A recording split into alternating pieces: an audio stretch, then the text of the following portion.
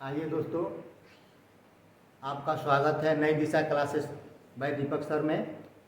आइए आज हम क्लास 10th का विषय गणित सब्जेक्ट पढ़ेंगे। क्लास 10 हिंदी मीडियम है।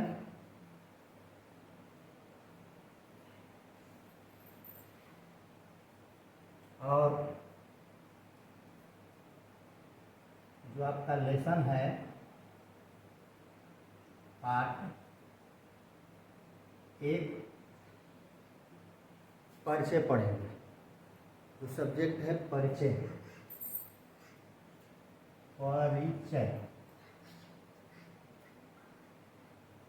किस चीज का परिचय? वास्तविक संख्याएं।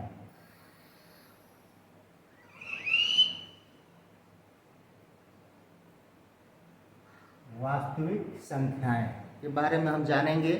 वास्तविक संख्याएं क्या होती है, कैसे काम करती हैं।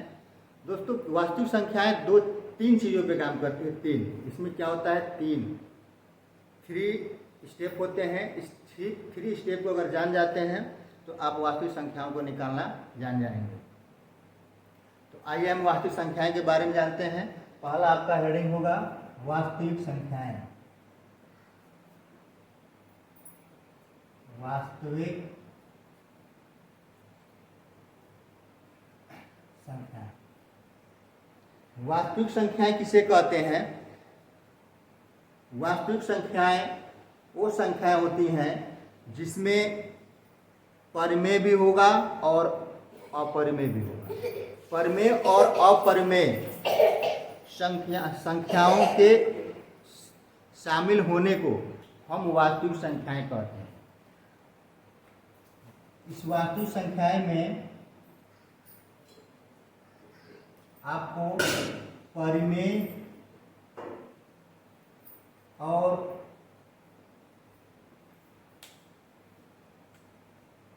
अपरिमेय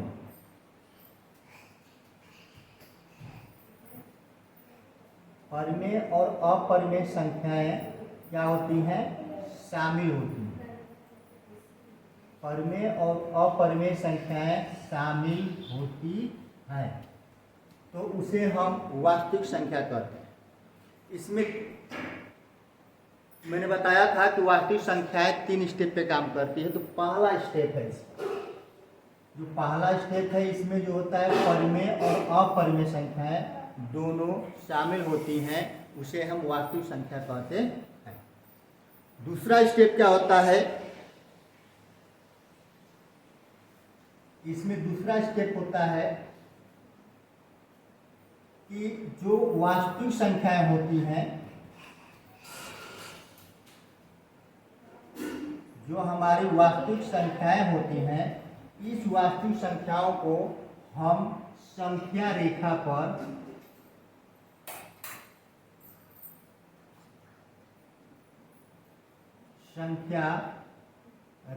पर प्रदर्शित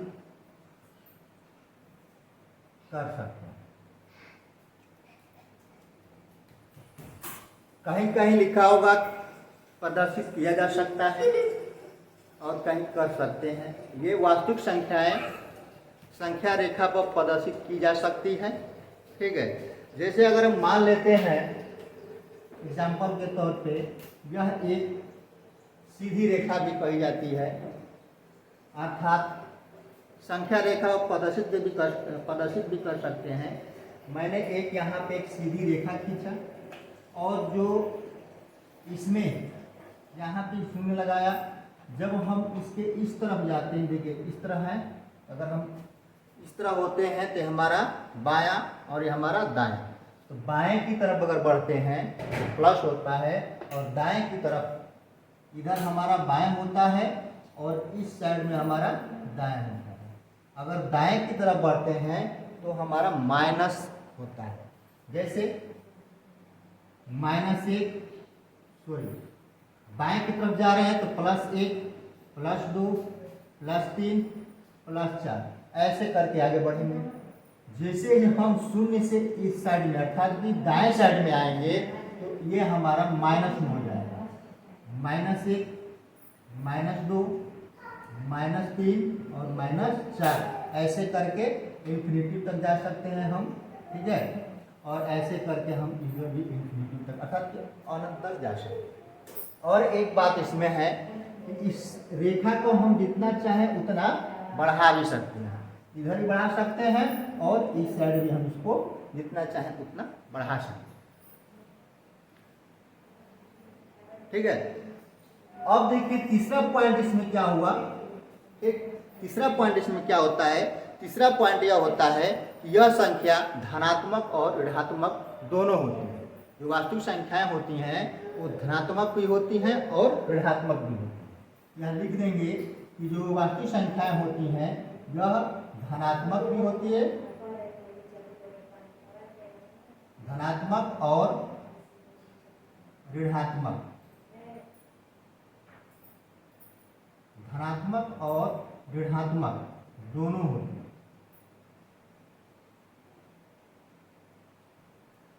ठीक है। मैंने बोला कि इसमें जो है वास्तविक संख्याएं 3 स्टेप पे काम करती है। पहला स्टेप आपका है कि परिमेय जो वास्तविक संख्या होती है परिमेय और अपरिमेय दोनों होती हैं। दूसरा स्टेप है यह जो संख्या है, ठीक है, इसे हम संख्या जो रेखा होती है, जो यहाँ पर रेखा लगाया गया है, आपको दर्शा करके बताया गया है, इस रेखा पर इसे दर्शाया जा सकता है। तीसरा पॉइंट है कि यह जो संख्या है वास्तविक संख्या यह धनात्मक भी होती है और ऋणात्मक भी होती है। अभी तक हमने इन 3 स्टेपों को जाना कि वास्तविक संख्याएं क्या होती है। नेक्स्ट में हम जानेंगे कि अंक गणित के आधारभूत प्रयोग कैसे होता है, ठीक है। एक बात इसमें ध्यान रखिएगा, जो हमारी जो वास्तविक संख्याएं हैं जो, ठीक है, ये संख्या रेखा प्रदर्शित हो सकती है, लेकिन कितने लोग को दिक्कत होती है कि परिमेय संख्या में और अपरिमेय संख्या में, परिमेय संख्या और अपरिमेय संख्या। जो संख्या परिमेय संख्या का परिभाषा होता है कि जो संख्या को, जैसी भी संख्या हो, जैसा भी नंबर हो, उसको हम P/Q के रूप में अगर हम व्यक्त किया जा सकता है, अगर हम उसे P/Q के रूप में व्यक्त कर सकते हैं तो हमारी परिमेय संख्या अलग है। अपरिमेय संख्या ठीक इसके उल्टे, अगर वह संख्या जिसे हम P/Q के रूप में व्यक्त नहीं कर सकते, अर्थात P/Q के रूप में व्यक्त नहीं कर सकते, वो हमारी अपरिमेय संख्या है। परिमेय संख्या में अगर हम 2 लेते हैं, 3 लेते हैं, 4 लेते हैं, बटा में 1 बटा में 1 बटा में 1 इसके रूप में परिभाषित कर सकते हैं, प्रदर्शित कर सकते हैं। और यहाँ जो अपरिमेय संख्या होती है हमारी क्या होती है, पाई हो जाएगा, √2 हो जाएगा, √3 हो जाएगा, √5, √7, ऐसे जो संख्याएं आपको अंडर में मिलती हैं वो संख्या हमारी क्या होती है, अपरिमेय संख्या होती है, ठीक है। अब आगे चलते हैं, आगे समझ। देखिए दोस्तों, अंकगणित के आधारभूत प्रयोग में आपका इसका एग्जाम्पल है। जैसे अगर कोई संख्या दी हुई है, एग्जाम्पल देखिएगा, डायरेक्ट एग्जाम्पल के माध्यम से समझा रहे हैं। अगर कोई संख्या दी हुई है 66, दूसरी संख्या दी हुई है मान के चले 24, ठीक है।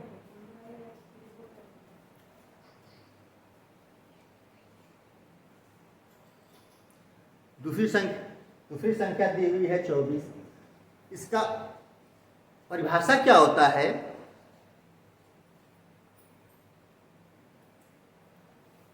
कि प्रत्येक भाज्य संख्याओं को अभाज्य संख्या के गुणनफल के रूप में व्यक्त करना, ठीक है, व्यक्त करना, यही हमारा अंकगणित का आधारभूत होता है। क्या बोलते हैं यह परिभाषा क्या होती है कि प्रत्येक भाज्य संख्या को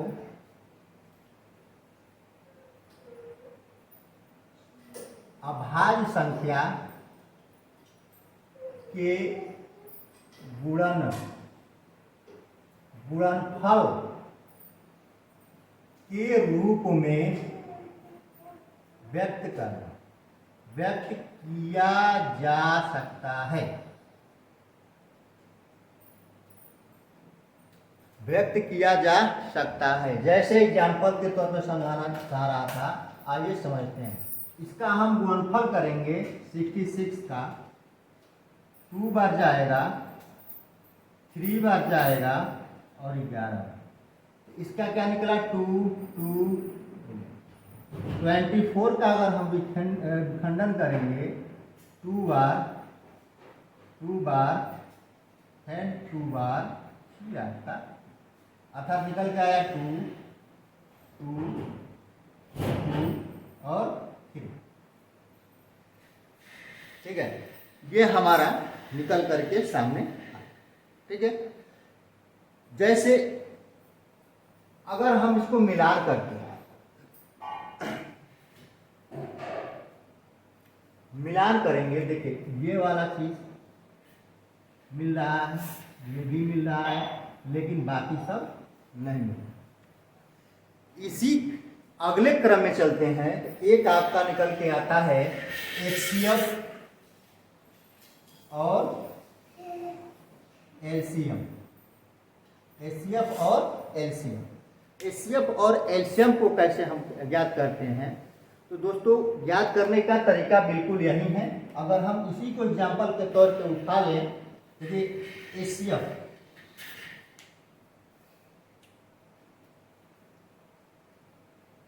इसी को उठा लेते हैं 66 और 24। इसका गुणनफल हमारा 2 2 मल्टीप्लाई 11। इसका गुणनफल करेंगे 222 1 3। HCF मतलब क्या होता है कि वह संख्या, ठीक है, वह संख्या होती है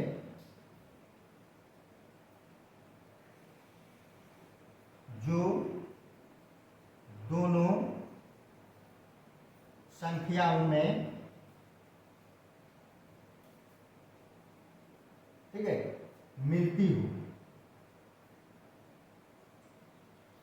ठीक है, वह हमारा HCF के अंतर्गत में आता है। जो दोनों संख्याओं में मिलेंगी, दोस्तों जो दोनों संख्याओं में मिलेंगी वो हमारा HCF होगा। जैसे हमारा यहाँ पे देखिए ये मिल रहा है 2 और 2, ये 2 मिल रहे हैं, ठीक है, ये और बाकी सब नहीं मिल रहे हैं। तो हमें HCF निकालना है। तो देखिए इन दोनों में मिल रहा है 2 2 का, यहाँ भी 2 है, यहाँ भी 2 है, इनमें का किसी एक को लिख लेंगे। यहाँ पर किसी एक को लिख लेंगे, 2 हो जाएगा, तो 2 2 कितना होता है 4। तो दोस्तों इसका जो HCF होगा हमारा निकल के आ गया 4। इसी अगले क्रम में हम LCM को देखेंगे। तो LCM कैसे निकालते हैं? जैसे यही अंक ले लिया 66 24, जैसे इसका खंड हुआ 2 2 11, इसका खंड हुआ 2 2 2 और 3। तो LCM निकालते समय सबसे पहला हमारा वह ध्यान होता है कि जो सबसे बड़ी संख्या इसमें दी गई है, किसी एक संख्या के गुणनफल को नीचे उतार लेते हैं। जैसे कहते से उसको उतार लेंगे और उसमें यह देखेंगे कि इसमें कौन सी संख्या एक दूसरे से मिल रही है। अगर मिल रही हो तो उसको नहीं लेंगे, अगर नहीं मिलती हो उसको हम लिख लेंगे। आगे देखते हैं। जैसे हमने मान लीजिए हम इसको उतार लिया पूरा 66 का, कितना है 2 2 11, 2 2 11। अब दोस्तों देखिए इसमें यहाँ पे 2 है, नीचे वाला को देखेंगे आप 24 वाले को, इसको यहाँ पे 2 है, यहाँ पे नहीं लेंगे, यहाँ पे 2 है, यहाँ पे 2 है, नहीं लेंगे, परंतु ये वाला 2 यहाँ पे नहीं है, इसलिए इस 2 को हम यहाँ पे लिख लेंगे। नीचे 11 है, नहीं है, यहाँ पे क्या है 3 है, 3 यहाँ पे नहीं है, इसलिए 3 को भी लिख लेंगे। जब इस 3 को हम लिखेंगे और सभी को काउंट कर देंगे, काउंट करने के बाद जो हमें मिलेगा वो हमारा LCM होगा। तो इन दोनों का अगर हम गुणा करेंगे तीनों का तो कितना आएगा 66, और 66 में इस 2 का गुणा करेंगे और 3 का। देखिए गुणा करने का तरीका, इन दोनों को गुणा कर लो, 2 3 जा 6, और 6 का गुणा बस 66 में कर लो। 6 6 36 होता है, हाथ में लगा 3 और 6 6 36, हाथ में लगा जो 3 लगा हुआ है उसको जोड़ लेंगे, 36 में 3 जोड़ेंगे 39। ये हमारा एलसीएम हो गया दोस्तों। ठीक है, हमें आशा है कि आपको समझ में आई होगी। इसी क्रम में चलते हैं नेक्स्ट चैप्टर की तरफ चलते हैं। परीक्षा में पूछे जाते हैं, क्लास 10 में भी आए, आगामी परीक्षाओं में भी पूछे जाते हैं, तो इसको जानना बहुत जरूरी है। इसका एक सूत्र होता है, इसका सूत्र क्या होता है, LCM multiply HCF is equal to लघुत्तम समापवर्तक गुणे महत्तम समापवर्तक बराबर पहली संख्या गुणे दूसरी संख्या।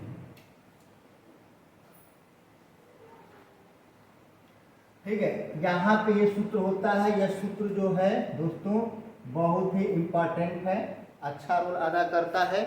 अब इस सूत्र के बारे में जानते हैं, इसे एग्जाम्पल लेते हैं।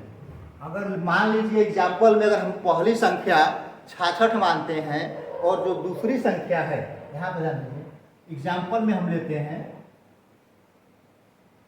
जो अभी पीछे हमने कराया था, अगर पहली संख्या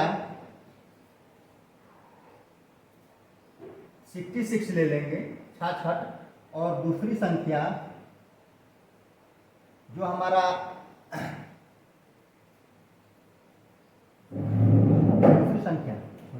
दूसरी संख्या अगर हम 420 ले लें, दूसरी संख्या कितनी ले लें, 420 ले लें। ठीक है, नहीं तो सॉरी, जो अभी हम पीछे निकाले थे इसका एलसीएम उसको रख लेते हैं, समझ में आ जाएगा। 396 ले लेते हैं दूसरी संख्या, जिसमें इसका एचसीएफ रख लेते हैं। एचसीएफ जो हम निकाले थे कितना आया था, 4। और बताएं कि इसमें एलसीएम निकालना हो तो कैसे निकलेगा, ये प्रश्न है। पहली संख्या 66, दूसरी संख्या 396 और एचसीएफ जो है महत्तम समापवर्तक 4 और एलसीएम हमें लघुत्तम समापवर्तक निकालना है। तो इस सूत्र का प्रयोग करेंगे। क्या सूत्र है, एलसीएम गुणे एचसीएफ बराबर पहली संख्या गुणे दूसरी संख्या। हम इसी सूत्र का प्रयोग करेंगे। जैसे कि हमारा एलसीएम कितना है यहाँ पे नहीं दिया गया है, तो एलसीएम को जस्ट का 10 रख देंगे। एचसीएफ है, एचसीएफ 4 दिया गया है, 4 रख लेंगे।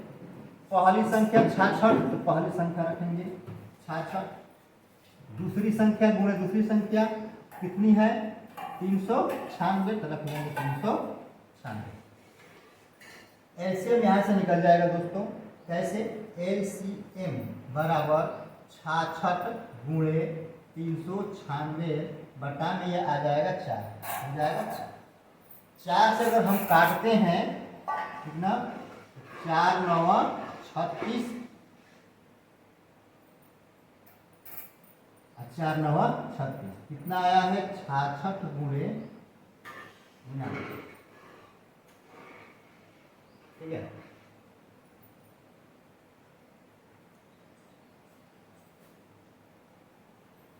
ठीक है।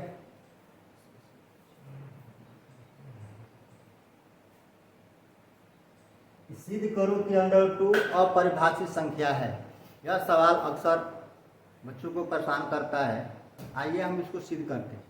जैसे ये बोला है कि √2 एक अपरिमेय संख्या है, ठीक है, तो इसको हम सबसे पहले सॉल्व करने से लिख लेंगे। सॉल्व करने से पहले यह एक ऐसे लिखेंगे कि यह एक परिमेय संख्या है। कैसे मानेंगे, माना √2 परिमेय संख्या है। क्या है, परिमेय संख्या। ठीक है, सबसे पहले इसको मान लेंगे कि यह √2 जो है एक परिमेय संख्या है। ठीक, उसके बाद इसमें मानेंगे क्या क्या क्या करेंगे उसके बाद हम कि √2 बराबर a/b, जो हमारा यह a/b है, ठीक है, a और b, ठीक है, यह सहभाज्य है। सहभाज्य, तो सहभाज्य किसे कहते हैं, वह संख्या जो स्वयं से कटे, खुद से कटती हो, वह संख्या हमारी सहभाज्य संख्या कहलाती है। ठीक है। और एक काम क्या, अब क्या करेंगे, जो यहाँ पर है इसका गुणा हम इसमें कर लेंगे, ये हो जाएगा √2b = a। ठीक है। अब दोस्त इसको आगे बढ़ने से पहले बता दें, जब इस रूप में हो गया है तो इसको हम दोनों के दोनों तरफ वर्ग करते हैं। ठीक है। जब जो ही हम दोनों तरफ इसको हम वर्ग करेंगे, इधर भी वर्ग और इधर भी वर्ग, दोनों तरफ वर्ग। ठीक है। जो ही इधर हम इसको वर्ग करेंगे तो ये हमारी क्या हो जाएगी, जो ही वर्ग करेंगे, ठीक है, तो 2b² हो जाएगा और a²। जो ही वर्ग करेंगे हमारा 2b² और ये हमारा a²। देखिए कैसे होता है, जो हमारा ये √2 है, चूंकि √2 का जब हम वर्ग करते हैं तो इसको 2 बार लिखते हैं। वर्ग 2 का घात मतलब 2 बार अंकों को लिखना, 2 बार लिखेंगे तो √2 गुणे √2 = जब ये अंडर और अंडर दोनों का गुणा होता है तो ये दोनों हट जाते हैं। हटने के बाद इन दो संख्याओं में से इस एक संख्या को लिखते हैं, क्या, इसलिए दोस्तों यहाँ पे ये 2 हो। अब इसमें एक अहम बात होती है, क्या होता है कि इसमें 2a², ठीक है, को विभाजित करता है। जैसे हम करेंगे इसको हल तो यहाँ पे लिखेंगे कि 2a² को क्या करेगा, विभाजित करेगा, विभाजित करता है। जो जब 2a² को विभाजित करता है तो 2a को भी क्या करेगा, ये 2 और a जो है 2a को भी क्या करेगा, विभाजित करेगा। ठीक है। ये स्टेटमेंट यहाँ पे लिख दिया गया। जब हम यहाँ तक पहुँचे हैं तो ये जो वर्ग करके अब यहाँ तक पहुँचे हैं तो इसको हम समीकरण 1 मान लेंगे। क्या मान लेंगे, समीकरण 1। कहेंगे कि हमारा ये समीकरण 1 बन के तैयार है। अक्सर मैथ में हम 3 चीज़ों को अक्सर मानते हैं, A, B और C मान के चलते हैं। इसी प्रकार अब हम अगला स्टेप इसमें क्या लेंगे, अगला स्टेप हमारा रहेगा a = 2c। जब a = 2c दोस्तों रहेगा तो यहाँ पे हम एक स्टेटमेंट लिखेंगे। वह स्टेटमेंट क्या होगा, ध्यान दीजिएगा, वह स्टेटमेंट हमारा होगा कि c, ठीक है, कोई धनात्मक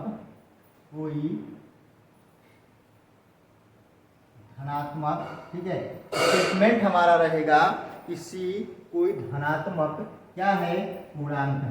क्या है, पूर्णांक है। c कोई हमारा धनात्मक पूर्णांक है। अब दोस्तों यहाँ पे जो हमारा a का मान है, ठीक है, पुट कर लेंगे। जो ही पुट करेंगे तो देखते हैं क्या होता है।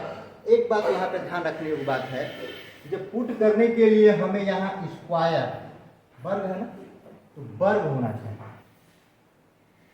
जो ही हम यहाँ पे स्क्वायर वर्ग करेंगे तो इसको भी वर्ग करेंगे, इसीलिए इसको हम वर्ग कर देते हैं। जो ही वर्ग करेंगे तो ये हमारा स्क्वायर हो जाएगा, ये हमारा वर्ग कर लेंगे, ये हमारा ये भी वर्ग हो जाएगा, वर्ग करेंगे ये भी हमारा 4c²। अब देखिए दोस्तों, ये a² का मान हम यहाँ से पुट कर लेंगे। जो ही पुट करेंगे 2b² = 4c। यहाँ पे 2b² = 4c²। क्यों, क्योंकि 2b² जो है यहाँ पे 2b जो स्क्वायर है विभाजित करता है। क्या करता है, विभाजित करता है। 2b² यहाँ पे क्या कर रहा है, विभाजित कर रहा है, इसलिए, ठीक है, इसलिए 2b भी विभाजित करेगा। ये स्टेटमेंट यहाँ पे हमारा रहेगा। ठीक है, यह स्टेटमेंट हमारा यहाँ पे बनेगा।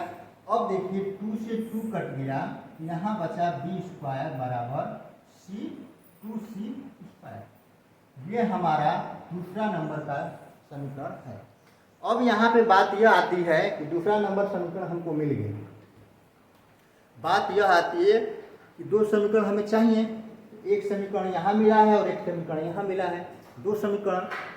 अब इन दो समीकरणों को आपस में हम उसको क्या करेंगे, विभाजित करेंगे।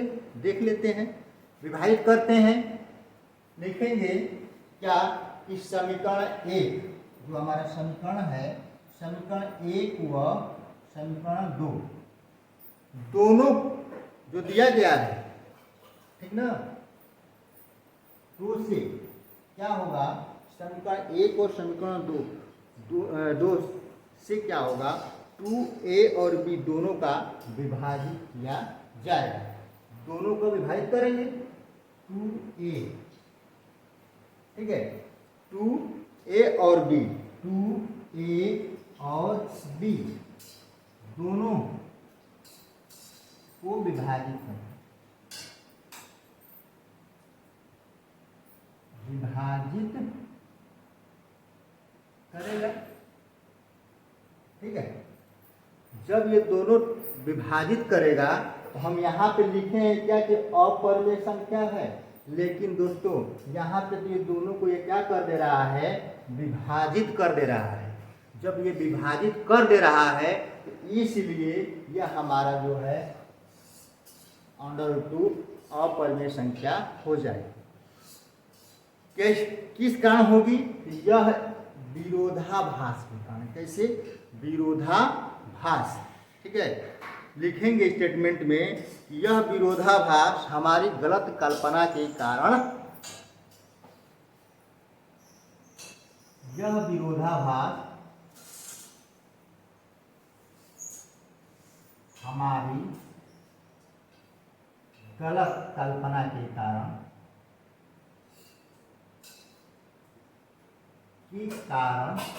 है, इसलिए √2 एक अपरिमेय संख्या है। इसलिए √2 एक अपरिमेय संख्या है, अपरिमेय संख्या है। ये हमारा आपका आंसर होगा। दोस्तों अगर ये सवाल आपको समझ में आई होगी, ठीक है, तो हमारे चैनल को नई दिशा क्लासेस बाय दीपक सर को लाइक और सब्सक्राइब करिएगा। ऐसे ही मज़ेदार वीडियो, ठीक, मैथ का पर डे आपको मिलता रहेगा। तब तक के लिए धन्यवाद।